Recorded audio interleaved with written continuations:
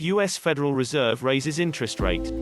Both markets and the Fed will focus more on the non-farm report over the next few months, with the Fed making it clear that it can only start tapering when the labor market recovers to meet the Fed's expectations, and that tapering will have to happen before it can start raising rates. The Fed's latest dot plot, released in June, showed that 13 of 18 Fed officials expected at least one rate hike by the end of 2023, up from 7 in March. 11 expect at least 2 rate increases by the end of 2023. The Fed's surprise falconry caught investors by surprise. On June 22, Fed Chairman Colin Powell reiterated at the hearing of the House Coronavirus Crisis Committee that the Fed would not preemptively raise interest rates because of inflation concerns, reiterating that the recent surge in inflation is only due to temporary factors. But the Fed is now divided on inflation and the timing of tapering, according to statements last week on the economic outlook by several Fed officials. Pros: taper bond purchases as soon as possible.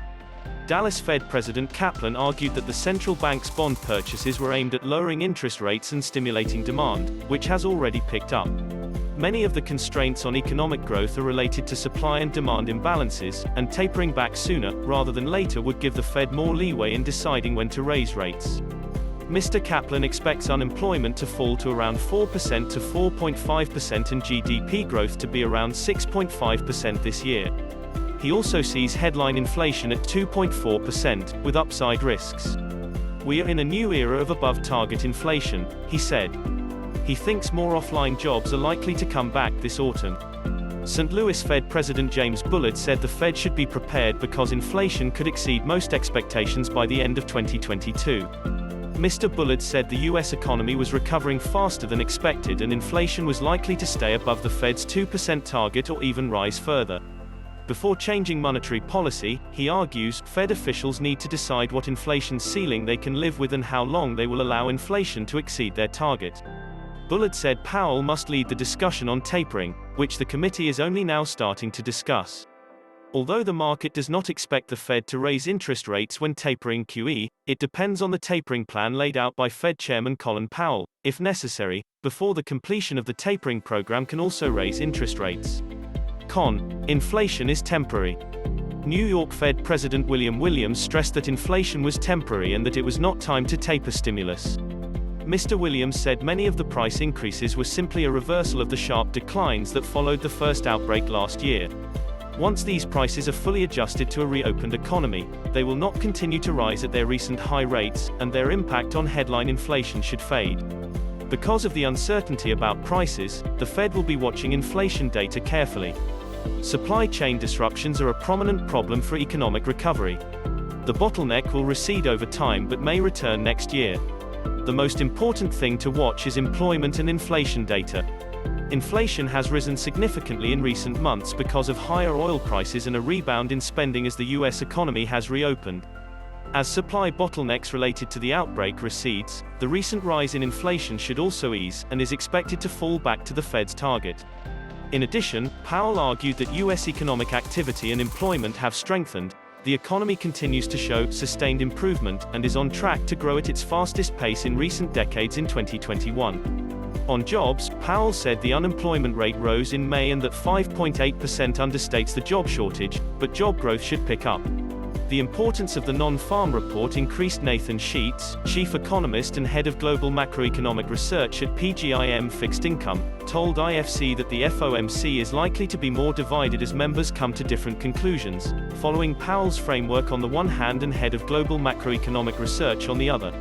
Balancing the risks to the economy will be a difficult task for both Mr. Powell and the Fed, not to mention politics, especially as Democrats want the Fed to maintain its stimulus policies. The Fed's framework has long been well regarded, and one reason for its unexpected hawkish turn may be that the global environment has changed. At its core, the Fed is a pragmatic, evidence-based organization. The Fed will continue to be data-driven, even though at this stage it is unclear how the data will change, not to mention inflation, growth, and performance. Inflationary pressures and exceptional demand in the system are expected to gradually subside in 2022. And the post-epidemic economic situation is likely to be very similar in the medium term to the pre-epidemic economic situation. Important structural issues will resurface. As a result, we prefer a wait-and-see approach and expect the Fed to raise rates later. Once data on price increases, differences in consumer spending on goods and services, and the labor market is available, we may have a better understanding of the impact of previous price spikes. However, given that economic conditions remain volatile, we need to be prepared to change our views quickly over the next 6 to 12 months based on relevant data. Yang Aozheng, the chief Chinese analyst at FXTMF told International Finance News that the Fed officials' intensive speeches showed that although the Fed is open to tapering its bond purchases, the consensus can be said to be relatively obvious. Although the Fed agrees that inflation is rising and has reached the target level, but the labor market hasn't recovered enough so far to allow the Fed to start tapering. The past 2 months of non-farm reports have shown job creation has been weaker than market expectations for 2 consecutive months, with the most recent report showing 559,000 jobs added in May, up from the prior April figure but below expectations of 650,000. And while the unemployment rate fell further to 5.8% in May, it bounced back to 6.1% in April, and the stability of the labor market recovery remains clearly in doubt at the Fed. As a result, both markets and the Fed will focus more on the non-farm report over the next few months, and the Fed has made it clear that tapering will only begin when the labor market recovers to meet the Fed's expectations, and that tapering will have to happen before it can start raising rates. If you enjoyed today's video, please leave us a like. And, while you're down there, you might as well subscribe to our channel as well, and press the notification bell. Thanks for watching, and we will see you in the next video.